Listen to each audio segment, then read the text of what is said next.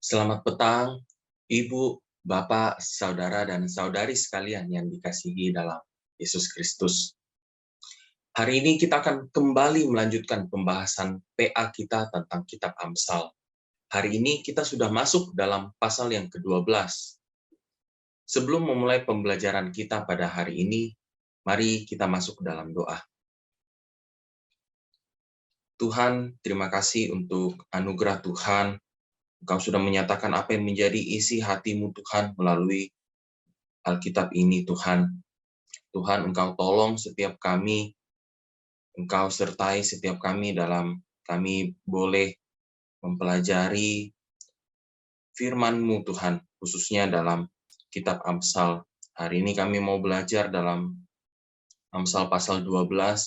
Tuhan sertai setiap kami Tuhan, beri kami hikmat yang kami perlukan, untuk kami boleh mengerti apa yang menjadi kehendak Tuhan yang tertulis melalui Amsal pasal 12 ini. Tenangkan setiap hati kami Tuhan, kami mau duduk diam, kami mau belajar, kami mau mendengar firman Tuhan. Hanya dalam nama Tuhan Yesus kami sudah berdoa. Amin.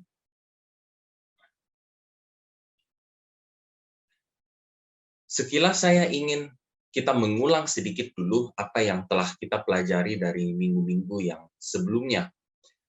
Kitab Amsal dapat kita kelompokkan menjadi 7 bagian, seperti yang akan tertera di layar.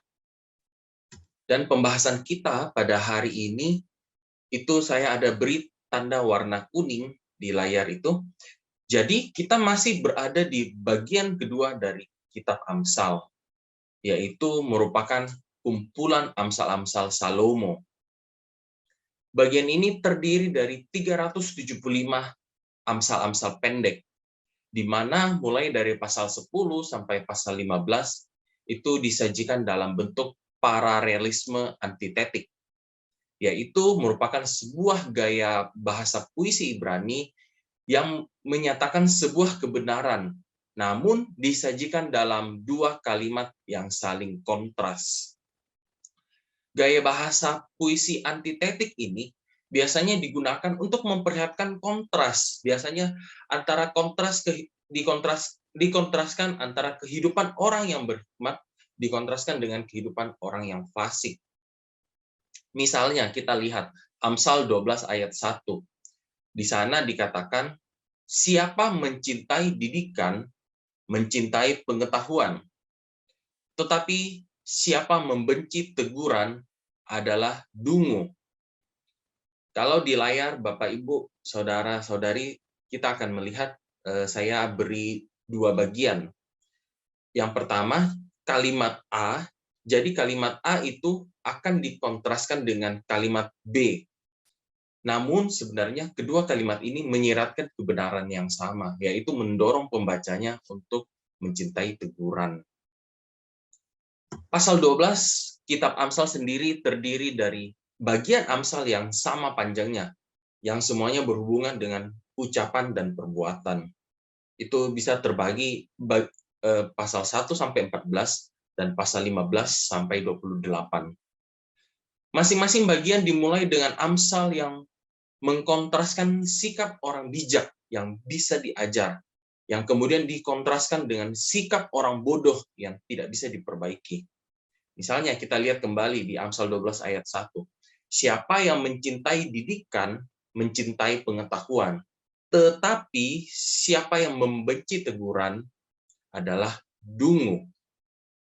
Setiap bagian dapat dipecah menjadi subbagian atau bagian-bagian yang lebih kecil lagi, dengan perkataan yang secara luas mencirikan orang benar dan orang fasik, yang kemudian akan ditarik pada suatu kesimpulan yang menegaskan ketetapan orang benar yang tidak akan goyah, yang kemudian dikontraskan dengan kefanaan orang-orang fasik.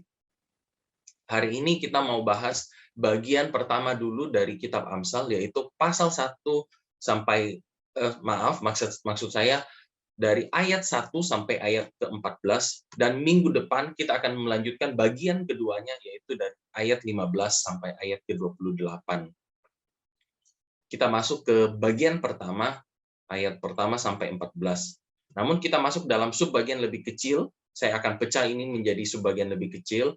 Subbagian pertama itu ayat 1 sampai ayat 4. Saya akan bacakan untuk kita. Saya memakai dalam pembahasan saya akan pakai terjemahan BIMK. Nah, jadi Bapak, Ibu, saudara-saudari sekalian di rumah boleh sambil membaca Alkitabnya masing-masing dan sambil membandingkan itu, sambil mendengar, membandingkan dengan apa yang saya bacakan dari terjemahan BIMK. Jadi kita bisa dapat lebih kaya, kita bisa melihat sudut pandang yang lebih luas melalui dua terjemahan Alkitab ini.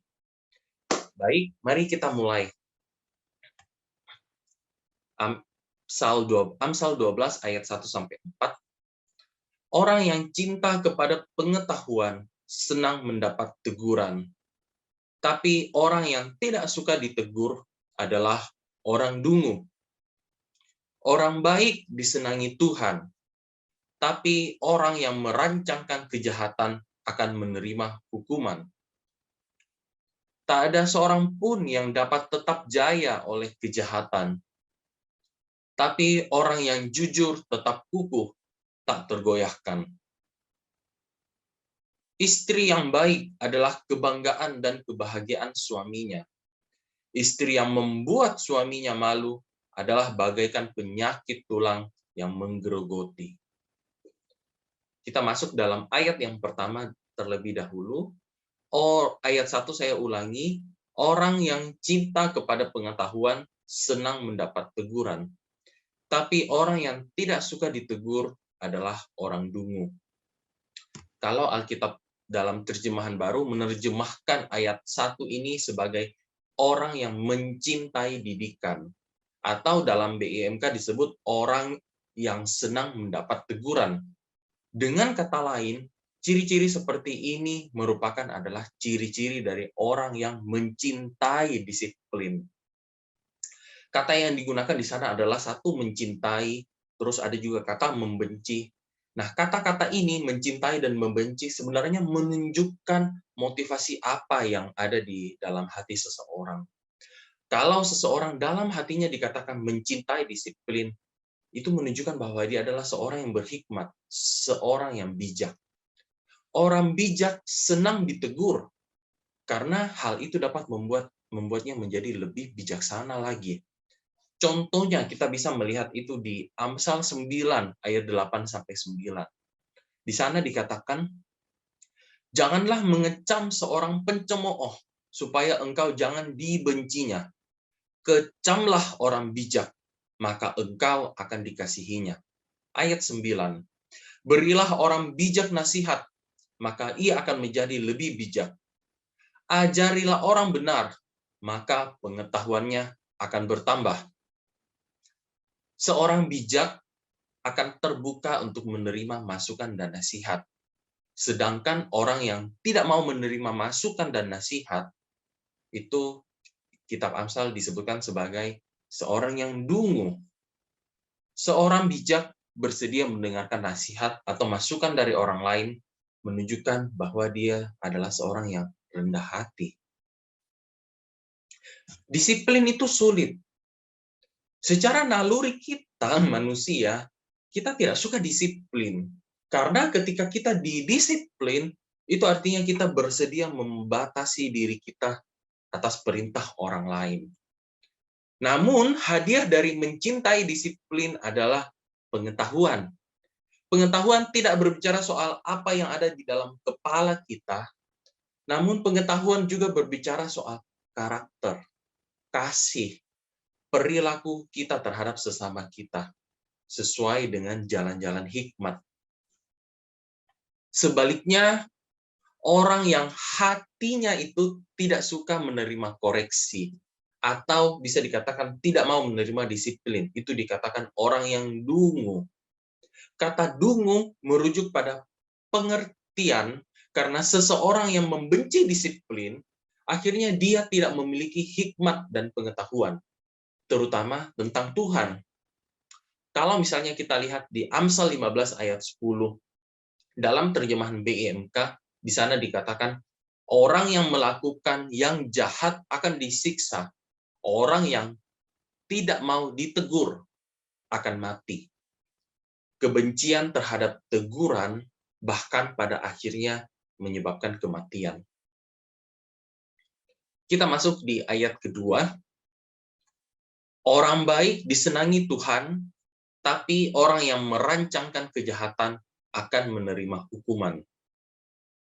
Ayat ini mengajarkan sebuah kitab kunci, ayat ini mengajarkan sebuah kata kunci dalam kitab Amsal, yaitu orang benar akan diperkenan oleh Tuhan. Terjemahan BIMK menyebut diperkenan Tuhan ini sebagai orang yang disenangi Tuhan. Dengan kata lain, ketika kita berusaha mengejar hikmat, kita belajar untuk mencintai disiplin dan teguran. Hal itu menyenangkan hati Tuhan. Oh, apalagi yang kita rindukan, Bapak, Ibu, Saudara, dan Saudari sekalian. Kalau bukan hidup kita ini menyenangkan hati Tuhan, bukan?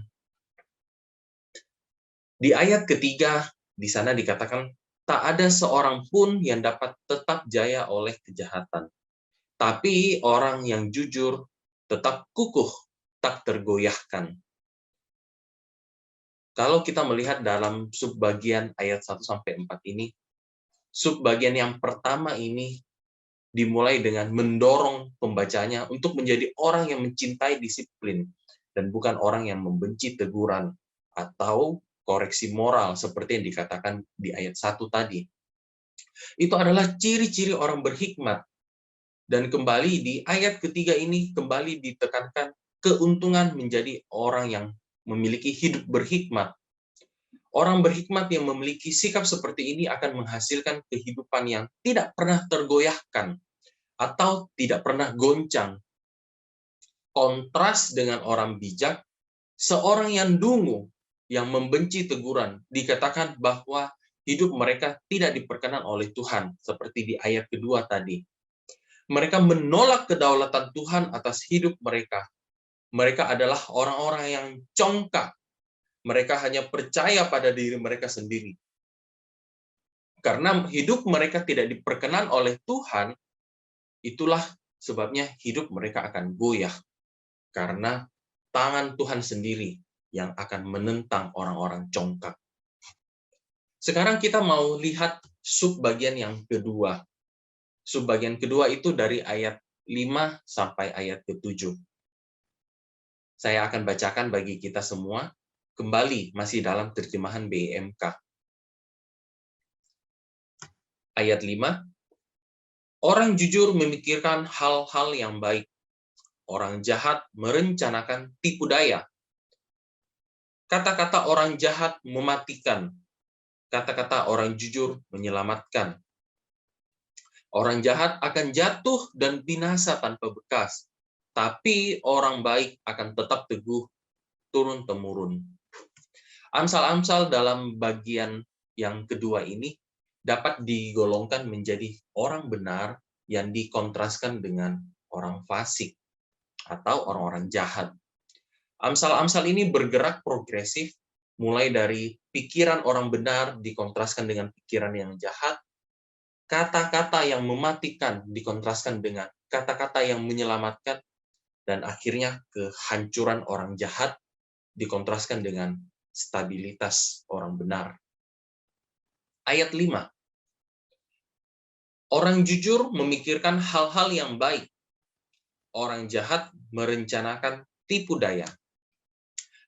Di ayat 5 dikatakan orang jahat yang merencanakan tipu daya. Orang yang merencanakan tipu daya bisa juga dikatakan sebagai seorang penipu. Seperti yang dikatakan dalam terjemahan baru kalau di ayat kedua.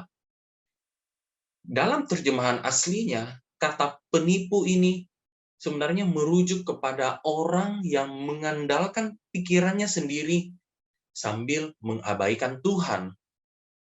Pikirannya, hatinya, dia gunakan untuk merancangkan hal-hal yang jahat. Dan orang yang demikian akan dihukum oleh Tuhan.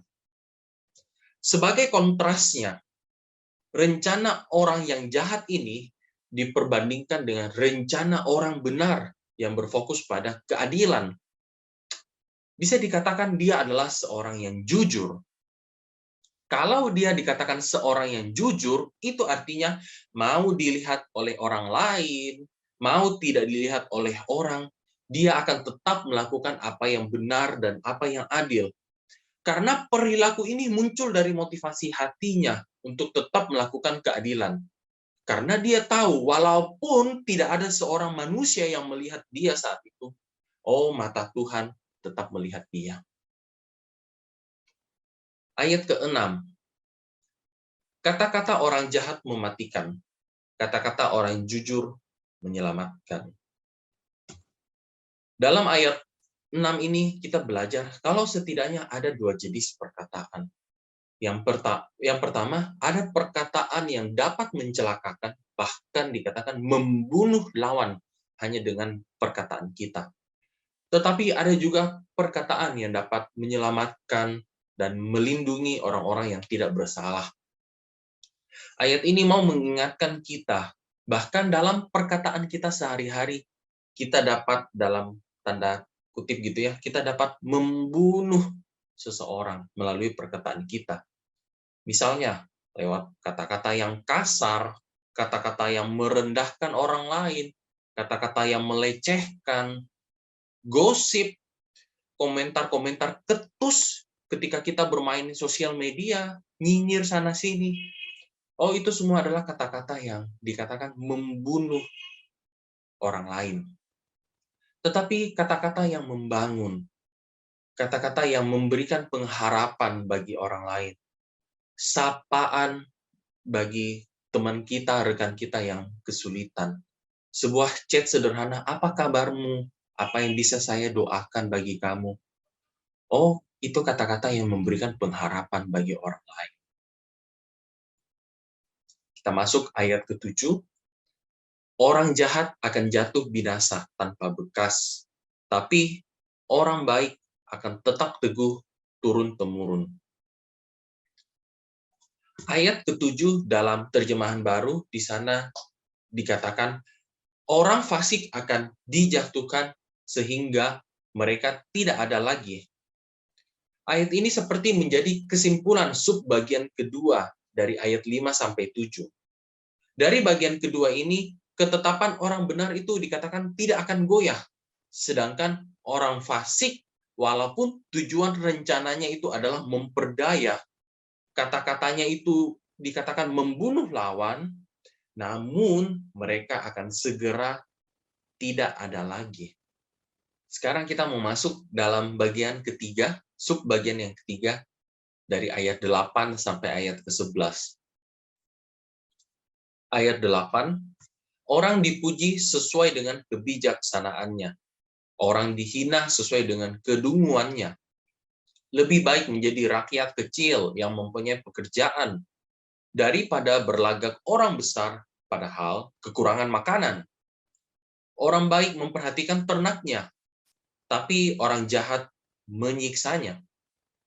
Petani yang bekerja keras mempunyai banyak makanan, tapi orang yang menghabiskan waktunya untuk hal yang tak berguna, orang bodoh.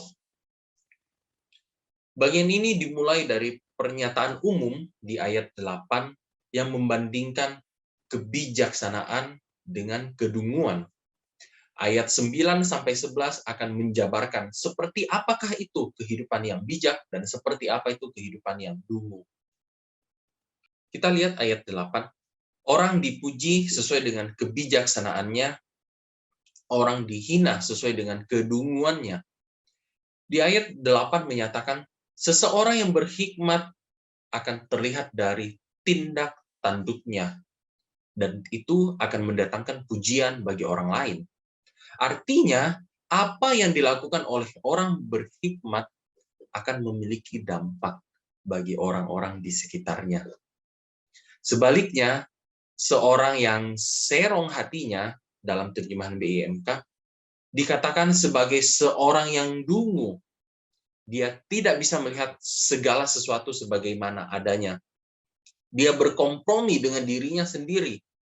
Dengan kata lain, orang seperti ini tidak jujur terhadap dirinya sendiri. Meskipun orang seperti itu mungkin pada saat ini mendapatkan pujian dari orang lain, namun pada akhirnya dia akan dihina ketika karakter aslinya, kehidupan aslinya itu terlihat karena dia seorang penipu. Orang yang serong hatinya ini seperti memakai topeng, hanya terlihat baik di luarnya saja. Tuhan Yesus mengajarkan hal yang serupa di Matius 12 ayat 33. Di sana dikatakan bahwa sebuah pohon akan dikenal dari buahnya. Seorang bijak atau seorang yang serong hati itu dapat terlihat dari perbuatannya. Kini kita masuk dalam ayat 9 sampai 11. Lebih baik menjadi rakyat kecil yang mempunyai pekerjaan daripada berlagak orang besar padahal kekurangan makanan. Orang baik memperhatikan ternaknya, tapi orang jahat menyiksanya. Petani yang bekerja keras mempunyai banyak makanan, tapi orang yang menghabiskan waktunya untuk hal yang tak berguna adalah orang bodoh. Ayat 9 sampai 11 ini berakar pada kehidupan yang mengusahakan tanah dan menginstruksikan para pembacanya untuk memenuhi kebutuhannya sehari-hari. Hikmat mengajar orang benar untuk bekerja dengan cara yang benar. Sedangkan kekurangan makanan di ayat 9b disejajarkan dengan kekurangan akal. Atau dalam terjemahan BIMK di ayat 11b di sana dikatakan sebagai orang bodoh. Ayat 9 sampai 11 berbicara tentang pentingnya kerja yang bijaksana untuk menyediakan cukup makanan. Dengan kata lain, hikmat seseorang dapat diwujudkan dalam pekerjaan sehari-hari. Pada zaman dahulu orang-orang berhikmat itu yang jika mereka memiliki budak sebagai pekerja atau bahkan tanah atau ternak, semuanya itu akan mereka rawat dan bukan dieksploitasi dalam pekerjaan. Bahkan dikatakan seorang yang berhikmat, dia juga sendiri akan turun bekerja keras. Dia juga akan turut mengerjakan tanahnya sendiri, seperti di ayat 11. Kerja keras merupakan salah satu ciri orang berhikmat yang selalu terlihat dalam kitab Amsal ini. Sedangkan kemalasan menjadi salah satu ciri-ciri orang bodoh yang juga selalu terlihat dalam kitab Amsal. Kontras terhadap nasihat hidup yang bekerja keras, di ayat 11 di sana dikatakan, tetapi siapa yang mengejar barang sia-sia tidak berakal budi. Dalam konteks kita hari ini, apalagi dalam masa pandemi seperti sekarang, ketika pekerjaan menjadi begitu sulit, pendapatan berkurang drastis. Oh, banyak juga kita tahu, kita juga dengar, bahkan mungkin kita juga tergoda untuk menjadi cepat kaya. Banyak yang menawarkan kerja ini cepat dapat uang, kerja itu cepat dapat uang. Akhirnya kita termakan bujuk rayu oleh investasi bodong. Inilah yang dikatakan Amsal dalam ayat ini, dalam ayat 11 ini, sebagai pengejaran yang sia-sia. Termasuk dalam hal ini juga skema cepat kaya, perjudian, dan lain sebagainya. Firman Tuhan mengatakan orang yang demikian adalah orang yang tidak berakal budi. Keinginan hati untuk cepat kaya. Namun yang terjadi bisa jadi kita malah semakin terpuruk dalam kemiskinan. Bahkan berkembang ke hal-hal yang lainnya. Karena semua yang menjanjikan cepat kaya ini ujung-ujungnya berakhir penipuan. Hal kedua yang dapat kita pelajari dari bagian ini adalah lebih baik kita hidup sederhana tanpa status sosial, tanpa embel-embel sesuatu, tapi kita adalah orang yang bekerja keras daripada kita sekedar terlihat kaya hanya untuk mendapatkan pujian dan penerimaan orang lain, padahal kita hidup miskin. Amsal ini ingin mengajarkan kita untuk kita belajar mencukupkan diri. Dan kita tidak perlu untuk mencari pujian penerimaan yang sia-sia dari manusia. Bagi kita saat ini sebagai umat yang telah ditebus oleh Tuhan, hidup kita berharga, bukan karena apa yang dikatakan oleh orang lain. Bukan juga karena materi kekayaan yang kita punyai, kedudukan yang kita miliki saat ini. Hidup kita berharga hanya karena Kristus telah menerima kita. Hidup kita berharga bukan karena apa yang dapat kita kerjakan. Namun hidup kita berharga karena apa yang telah Kristus kerjakan bagi kita. Sekarang kita akan masuk ke bagian terakhir, yaitu di ayat 12 sampai 14. Ayat 12, orang jahat ingin mendapat keuntungan dari orang durhaka. Orang baik bagaikan pohon yang berbuah. Orang jahat terjerat oleh kata-kata buruk yang diucapkannya. Orang baik luput dari kesukaran. Setiap orang mendapat ganjaran sesuai dengan kata-kata dan perbuatannya. Masing-masing diberi upah yang setimpal. Kontras yang diperlihatkan antara bekerja keras dan pengejaran yang sia-sia di ayat 9 sampai 11 sebelumnya mengarah pada gambaran dari apa yang dihasilkan oleh setiap jalan. Dalam jalan pengejaran yang sia-sia, seorang penafsir menafsirkan ayat 12a sebagai seseorang yang mengingini hasil rampasan yang tidak sah. Dan akhirnya dia akan terperangkap oleh perangkapnya sendiri, pelanggarannya sendiri di ayat ke-13a. Orang fasik digambarkan sebagai orang yang tidak dapat menjaga ucapannya. Seseorang yang pandai berdusta, ucapannya merancangkan tipu daya. Namun itu semua akan berbalik menjerat dirinya sendiri. Karena dia memutarbalikkan kebenaran. Dia memutarbalikkan fakta dosa. Amsal mengatakan orang seperti demikian akan terjerat oleh perbuatannya sendiri. Kontras dengan hal itu, orang benar yang melakukannya pekerjaannya dengan cara yang benar. Dikatakan kalau pekerjaan mereka akan menghasilkan buah. Ayat seperti yang dikatakan di bagian ayat 12b dan ayat 14a. Bahkan mereka akan dipimpin pada jalan yang akhirnya luput dari kesulitan. Di ayat seperti yang dikatakan di ayat 13b. Oh, saya tidak mengatakan kalau artinya jalan orang benar itu akan mulus tanpa kesulitan sama sekali. Bukan. Tetapi janji Tuhan ada bersama kita, yaitu Dia tidak akan membiarkan anak-anaknya jatuh sampai tergeletak. Tuhan tidak menjanjikan langit akan selalu biru bagi kita. Namun, Tuhan berjanji, dalam badai kehidupan kita, Dia ada beserta dengan kita. Dia akan memberi kita pertolongan tepat pada waktunya. Tuhan tidak akan pernah terlambat menolong kita. Saya mencoba merangkum apa yang telah kita pelajari hari ini. Hari ini kita belajar salah satu ciri orang berhikmat itu adalah mencintai disiplin. Artinya, mereka adalah orang-orang yang mengakui Tuhan dan bersedia membatasi diri mereka untuk taat pada perintah Tuhan. Hal ini ditunjukkan dalam kehidupan mereka yang senang menerima teguran di ayat 1.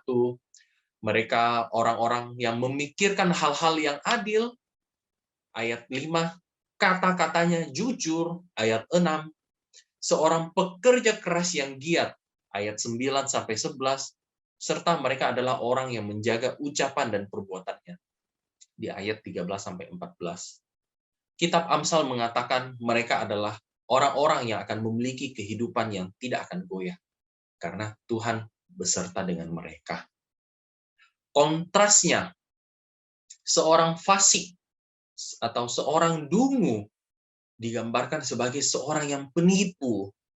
Dia adalah seorang yang merancangkan tipu daya. Artinya, mereka adalah orang-orang yang menolak Allah dan mereka lebih mengandalkan kemampuan diri sendiri. Mereka mementingkan kepentingan sendiri. Mereka menghalalkan segala cara. Egois, hanya memikirkan diri mereka sendiri. Kitab Amsal berkata, orang-orang seperti ini mereka akan terjerat oleh perbuatan mereka sendiri. Hidup mereka akan goyah karena tangan Tuhan yang akan menentang mereka. Bapak, Ibu, saudara dan saudari yang dikasihi Tuhan, sekarang apa implikasi praktis Amsal ini dalam kehidupan kita? Kalau misalnya di gereja, kalau misalnya ikut PA seperti sekarang ini, oh kayaknya lebih gampang, lebih mudah mulut kita ini untuk berkata, andalkan Tuhan, libatkan Tuhan dalam kehidupan kita. Oh amin. Namun dalam praktek kehidupan sehari-hari, seringkali kita ini jujur, kita seringkali lupa sama Tuhan. Seringkali dalam praktik kehidupan kita, oh kita lebih mengandalkan kekuatan sendiri. Kalau dalam konteks kitab Amsal yang kita pelajari hari ini, bisa dikatakan kita menjadi seorang fasik, orang-orang fasik praktis dalam hidup kita. Yaitu secara mulut kita mengakui Tuhan, tapi dalam perbuatan kita hidup seperti orang-orang yang tidak mengenal Tuhan. Seorang yang berhikmat ataupun orang fasik itu akan terlihat dalam perbuatan mereka sehari-hari. Baik itu dalam hatinya, baik itu dalam pikirannya, tutur kata, maupun dalam perbuatannya sehari-hari. Orang lain akan dapat melihat sesungguhnya kita menjalani kehidupan yang berhikmatkah, atau sesungguhnya kita sedang menjalani kehidupan seorang yang fasik.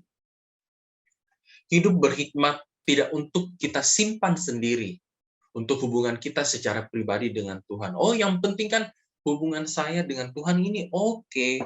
Tidak ada urusanlah dengan orang lain. Ini kan hidup saya, terserah orang lain mau bilang saya seperti apa, yang penting saya dengan Tuhan.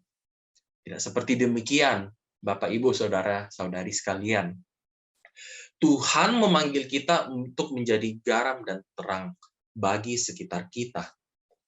Hidup yang berhikmat, sebuah kehidupan yang berelasi dekat dengan Tuhan, itu harus nampak keluar kepada kehidupan keseharian kita. Sehingga ketika orang di luar, mereka melihat hidup kita, mereka dapat memuliakan Tuhan.